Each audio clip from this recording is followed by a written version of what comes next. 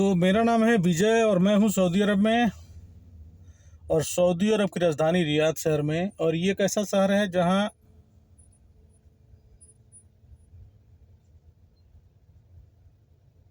अपराधी नामक रखे हैं, ताकि अपराधियों के लिए यहाँ की पुलिस काल है। और सऊदी अरब में ज़्यादातर गाड़ियाँ जो पुलिस की होती है, सिर्फ एक सिंगल गाड़ी में एक ही पुलिस होता है। कि यहाँ गाड़ियाँ जो है ना रियाल में मिलती है, तो गाड़ियाँ जो ना मतलब उतनी कोई एक्सपेंसिव नहीं होती है। यानी देखा जाए तो जो भी गाड़ी है, अगर वो विदेशी प्राइस में है या इंडिया का प्राइस में है, तो उससे मान के चलिए जो है 10% इसकी प्राइस कम ही रहती है। कि यहाँ डीलरशिप ज़्यादा नहीं है, डीलरशिप बस एक दो लोगों के पास है, इसलिए गाड़ियाँ जो है ज़्यादा मतलब जो 20-50 लोगों के हाथ में नहीं जाती है। डायरेक्ट कंपनी से बन के डायरेक्ट एक ही डीलर के पास आती है, और एक ही डीलर जो बेचता है पब्लिक को या सरकार को, या सरकार खुद जो डीलर मतलब जो है कंपनी से ले लेती है, अगर गवर्नमेंट लेवल भी गाड़ियाँ चाहिए तो मैं बात कर रहा था सुख सुविधा की और यहाँ की व्यवस्था की। सऊदी अरब में ज़्यादातर जितने भी सरकारी हॉस्पिटल हैं और जितने भी प्राइवेट हॉस्पिटल हैं, यानी जितनी ज़रूरत है एम्बुलेंस की, उतनी मात्रा में एम्बुलेंस है पब्लिक के हिसाब से।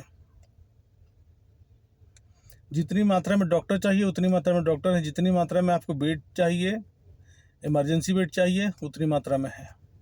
जितनी मात्रा में आपको पार्किंग चाहिए हॉस्पिटल में, उतनी मात्रा में पार्किंग है। कहीं कहीं कम है, लेकिन जो पुरानी हॉस्पिटल पुराने एरिया बना हुआ वहाँ कम है, लेकिन जो इस समय बन रहे हैं तो सब देख देख के ही बन रहे हैं। सऊदी अरब में पुलिस चाहे किसी भी पद पे हो, खुद से ड्राइव करके वो ड्यूटी में जाती है, और ड्यूटी से फिर जो है अपनी ड्यूटी करती है। यानी घर से पुलिस खुद अपनी गाड़ी लेकर निकलती है। वो गाड़ी पुलिस वाली जमा दे, अपनी गाड़ी खुद जो है जहाँ पुलिस का मतलब एथी वाला होता है, ड्यूटी ज्वाइनिंग वाला जहाँ कैंप होता है, चाहे जो बिल्डिंग होती है, तो उस बिल्डिंग में अपनी गाड़ी पार्किंग करता है। फिर वहाँ से पुलिस की सरकारी जो गाड़ी होती है, जिस पर उसे पेट्रोलिंग करना है या घूमना है या क्रिमिनल को पकड़ना है या सरकारी जो भी काम है वो करना है, तो फिर वहाँ से वो गाड़ी लेकर निकलती है। और वहीं पे जो है अंदर में पेट्रोल पंप होता है सरकारी गाड़ियों में, फिर वहीं से भर लेती है, या अपनी गाड़ियों में भरना तो वहाँ से भर लेती है, या उनको कार्ड मिलता है। ये सब चीज़ सिस्टम इसलिए है कि सरकार के पास पैसा है, और सरकार के पास पैसा इसलिए है क्योंकि सरकार के पास इनकम 2-3 तरीके से है। और इनकम क्या क्या है? तेल, खनिज में यहाँ सोना भी निकलता है, और सारी ऐसी चीज़ें हैं, जैसे रेत जो है, सऊदी अरब का जो रेत है ये भी बिकता है, ताकि इस रेत से शीशा बनता है, ग्लास। तो रेत भी बिकती है, और खदान में सोना भी निकलते हैं, और डीजल, लिक्विड पदार्थ लिक्विड जितनी भी केमिकल होते हैं ज़्यादातर निकलते हैं। और उसके बाद से और तीसरा चीज़ है कमाई, धार्मिक इनकम जो है। तो इस हिसाब से देश का जनसंख्या कम है, तो ये देश एकदम स्मूथ चल रहा है। 3 करोड़ जनसंख्या वाला देश है, तो जो भी कमाई है सरकार के पास, सरकार बेहतर जीवन जी रही है, कम लोगों को खिला रही है, पिला रही है। और देश में समस्या यहाँ कुछ भी नज़र नहीं आता है। और यहाँ के रहने वाले जो लोग हैं क्राइम में बहुत कम ही इन्वॉल्व रहते हैं। जो भी क्राइम में इन्वॉल्व वाले लोग ज़्यादातर बांग्लादेश, पाकिस्तान और इंडिया और श्रीलंका और सोमालिया, और उसके बाद से जो है ना केनिया, नाइजीरिया, उसके बाद से आपको पकड़ लीजिए यमन, जो यहाँ के जो लोग हैं। और सब के सब ज़्यादातर मतलब यहाँ अगर क्राइम होता है सऊदी अरब में, तो क्राइम करने वाले 100 क्राइम हुआ तो 99 मुसलमान ही करते हैं। अगर सऊदी अरब में मान के 100 क्राइम हुआ, तो 100 क्राइम में 99% मुसलमान लिप्त हैं। 1% ऐसा कोई आदमी होगा, या तो कोई हिंदू होगा, या कोई क्रिश्चियन होगा, या कोई बौद्धिस्ट होगा, या कोई चमार होगा, दुसाद होगा, तेली होगा, पासी होगा, यादव होगा, राजपूत होगा, पंडित होगा, या कुछ दूसरा होगा। मात्र एक। अगर सऊदी अरब में 100 क्राइम हुआ तो 100 क्राइम में कहीं एक होगा, ये कोई गारंटी नहीं है, लेकिन 100% के 100% यहाँ की जितनी भी क्राइम है, चाहे मर्डर हो, रेप हो, किडनैपिंग हो, गाड़ी चोरी हो, छिनताई हो, या अभद्रता हो, जितनी भी चीज़ें हैं ज़्यादातर मुसलमान ही करते हैं। और वो करते भी हैं तो मुसलमान के खिलाफ ही करते हैं, क्योंकि यहाँ दूसरा कोई है नहीं, यहाँ दूसरा कोई काम करने वाला है। अगर मेरी बात से आप एग्री नहीं होते हैं तो आप 10, 20, 25, 30 वर्ष की जो डाटा है क्राइम की, आप गूगल का कि अभी पूरी पृथ्वी की जितनी भी देश हैं, सब देशों ने जो है, जब से डिजिटल सिस्टम आया है तब से क्राइम की जो एक PDF फाइल जो है, करने वाला कौन है, कहाँ का रहने वाला है, कब क्राइम किया, कौन सा जुर्म किया, ये टोटल चीज़ जो है ना, क्या कि अब डिजिटल जो है ना ये हो रहा है, मतलब सेव किया जा रहा है, और ये इंटरनेशनल पोर्टल पे मौजूद भी कराया जा रहा है, ताकि आप लोग जो है ना देखें, समझे ये क्राइम, कौन सी क्राइम का जो है ज़्यादा रेशियो बढ़ रहा है। उसी तरह बीमारी का भी, दुनिया में बीमारी का भी जो है, कौन से देश में कौन सी बीमारी ज़्यादा फैल रही है, उसकी PDF बन रही है, और लोग PDF डाउनलोड करके और बीमारी और कौन कौन लोगों को बीमारी है वो भी जान सकते हैं। तो मैं बात कर रहा था क्राइम की। सऊदी अरब में क्राइम करने वाले ज़्यादातर लोग मुसलमान हैं, एकदम 99% या 100% मान के चलिए। और ये क्राइम बांग्लादेश, सऊदी अरब में ये इतना भर क्राइम चलता रहेगा, इतना भर कोई भी रोक नहीं सकता, क्योंकि इतने भर अगर क्राइम रुक गया, ठीक है, तो फिर ये जो है पुलिस की जो सिस्टम है या गवर्नमेंट लेवल पे सिक्योरिटी की जो सिस्टम है, या आखिर जब क्राइम लोग करेंगे नहीं तो रखने की जरूरत नहीं पड़ेगी। मतलब जो क्राइम थोड़ा मोड़ा होते रहेगा। लेकिन इंडिया में जो क्राइम हो रही है, मैंने ऐसा कोई दिन नहीं है जो मर्डर ना होता हो, ऐसा कोई दिन नहीं है जो लड़कियों को काट करके जो है, ठीक है, बोरे में भर के दफन ना करते हैं, ठीक है। अब देखने वाली बात यह है कि क्या करते हैं, देखते हैं, ठीक है। हमारा जो संविधान है और शरिया जो है, दोनों में बहुत फर्क है। शरिया कानून मौत का बदला मौत देती है, संविधान मौत का बदला आपको 10,000 रुपया और सिलाई मशीन भी देती है। शरिया कानून मौत का बदला मौत, चोरी का बदला हाथ काटना, छेड़खानी का बदला भी जो है उसका सजा है जो है 10 साल या 8 साल का सजा है, और फाइन भी है।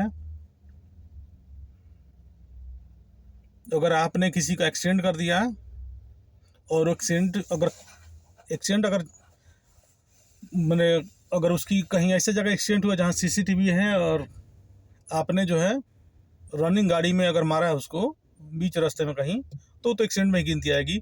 लेकिन कोई आदमी खड़ा है और आप भी खड़े हैं, और फिर आपने गाड़ी स्टार्ट करके जाकर उसे मार दिया, तो ये तो मर्डर हो गया, ठीक है। तो इसकी भी सजा मौत ही है।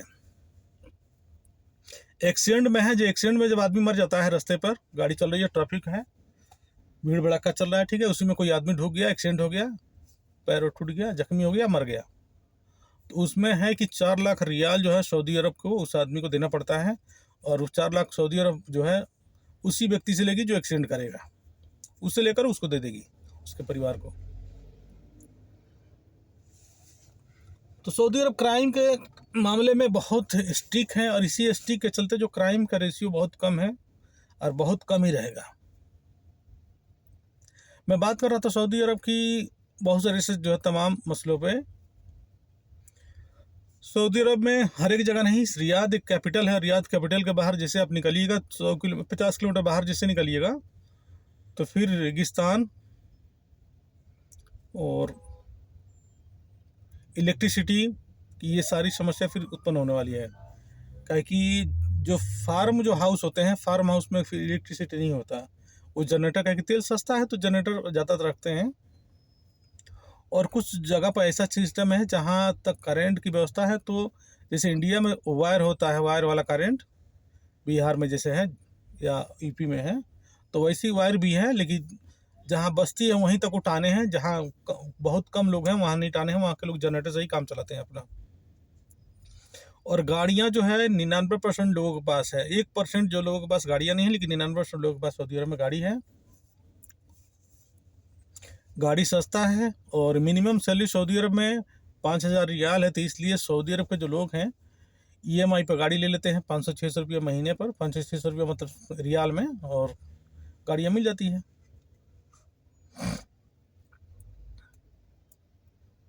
मैं जिस गाड़ी में बैठा हूँ इसका नाम है टोयोटा रस, और ये भी कोई खास महंगा गाड़ी नहीं है, यानी 11-12 लाख रुपये में ये गाड़ी आ जाती है, इंडिया के 11-12 लाख रुपये।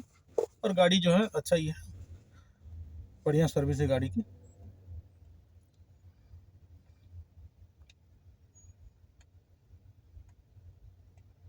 इंडिया के जो मुसलमान हैं वो सऊदी अरब के मुसलमान से बिल्कुल अलग है। उनको क्राइम ज़्यादा अच्छा लगता है, उनको दंगा फसाद ज़्यादा अच्छा लगता है। अब बताइए कि बॉम्बे का एक अपार्टमेंट है, उस अपार्टमेंट में दिवाली मनाने से मुसलमान वहाँ का मना कर रहा है। औरत को चिल्ला रहा है, औरत हिंदू औरत के ऊपर जो है हाथ उठाने तक के लिए वो जो है मतलब जो है अड़ गया है। अगर ये सऊदी अरब में होता और किसी मुसलमान औरत को ईद या बकरीद मनाने पर यदि वो आमादा होता, ठीक है, कि तुम ईद बकरीद नहीं मना सकती, ठीक है, तो पक्का है कि उसकी सज़ा मौत ही होती। अगर मान के सऊदी अरब में कोई हिंदू होता किसी अपार्टमेंट में और किसी मुस्लिम को बोलता कि तुम सऊदी अरब में रहकर तुम ईद नहीं मना सकती, तो समझ लिया उसकी मौत का काल उस दिन जो है पूरा उसकी उसी दिन मौत की सज़ा सुनाई जाती। काहे कि जो हाँ बहुसंख्यक जो समाज है जिस भी देश में, वहाँ उसकी एक जो है बहुसंख्यक समाज की एक जो है मतलब एक आस्था है। अब वहाँ आपको रहना है, आप बाहर से आए हैं या वहीं के रहने वाले हैं, आप उस आस्था में विश्वास नहीं रखते हैं, तो कहे कि बहुसंख्यक समाज का आस्था है तो आपको जो सम्मान करना ही पड़ेगा, क्योंकि आप वहाँ रहते हैं और आप बाहर से आए हैं। अगर आपको जो है वहाँ अच्छा नहीं लगता है, आपको लगता है कि नहीं ये जो बहुसंख्यक समाज जिस देश में हम रहते हैं, ठीक है, ये देश हमारे लिए अच्छा नहीं है हमारे जो है, तो आप वहाँ जा सकते हैं, जहाँ मन करें वहाँ जाए। जैसे सऊदी अरब में कोई आदमी अगर हिंदू रहता है और कहे कि नहीं मैं जो है इस्लाम को नहीं मानता हूँ और जो है मैं इस्लामिक रीति रिवाज को मैं नहीं फॉलो करता, मतलब जो है मैं सम्मान नहीं करता या जो है मैं मनाने नहीं दूंगा, तो यहाँ वो रह पाएगा आदमी? कोई रहने देगा उसको? नहीं रहने देगा। अब सोचने वाली बात है कि भारत के जो चार जो धर्म है, भारत की चार मुख्य धर्म जो है सनातन, बौद्धिस्ट, जैन और सिख, ये चार धर्म जो है भारत की जो है ना पुरानी मतलब व्यवस्था, पुरानी संस्कार और पुरानी जीवन यापन और जो पुरानी आप देख लीजिए तो परंपरा के अनुसार ही सब चल रही है। और चारों के चारों जो है भारत के अस्तित्व हैं। और अब बाहर के जाने वाले जो लोग हैं या लुटेरे कहा जाए या जो है कुछ भी कहा जाए, अगर ये गए हैं, ठीक है, तो अरे गए हैं तो आप क्या कर सकते हैं। लेकिन अब जो वहाँ जाकर उत्पात भाई मचाओगे, ठीक है, तो कितना दिन तक आदमी बर्दाश्त करेगा। सऊदी अरब में मैं कमाने आया हूँ, मेरा मकसद क्या है? मेरा मकसद है इस देश में 2-4 पैसा कमाना और भारत भेजना। मेरा मकसद बिल्कुल नहीं है कि इस देश पर मुझे कब्जा करना है। मेरा मकसद बिल्कुल नहीं है कि इस देश को मैं जो है देश पर जो है मैं कब्जा करके इस देश को जो है तबाह कर लूँगा, या हाँ बहन बेटियों को रेप करूँगा या बहन बेटियों के ऊपर जो है जुल्म करूँगा। ऐसा मेरा कोई भी उद्देश्य नहीं है। लेकिन कुछ लोगों का ऐसा उद्देश्य था जो हिंदुस्तान गए थे, उनका उद्देश्य था हिंदुस्तान पर कब्जा करना है, यहाँ की हिंदुओं को बहन बेटियों को छेड़ना है, सताना है, रेप करना है और फिर इन्हीं को गुलाम बना के और इन्हीं के ऊपर राज करना है। और ऐसा किए। लेकिन समय है, बदलता है, वक्त जो है, ठीक है, एक तरह नहीं होता, बदलता है। तो जिन्होंने लूटा, घसोटा, मारा, पीटा, सब दुनिया से चले गए। आज जो लोग हैं वो भी जाएंगे, हम लोग भी जाएंगे, सब लोग जाएंगे, लेकिन समय हद से, ठीक है, बदलता रहेगा। जिन लोगों ने भारत के ऊपर जो अत्याचार किया, लूटा, पीटा, काटा, ठीक है, उनकी इज्जत आज 2 कौड़ी की लोग थूक रहे हैं, ठीक है। दुनिया में जहाँ जा रहे हैं वहीं जो है ना, ठीक है, लोग थूक रहे हैं मुंह पे, और लोग जो है ना, ठीक है, नीच की नज़र से देखते हैं। वो कौन लोग हैं आप बखूबी जानते होंगे।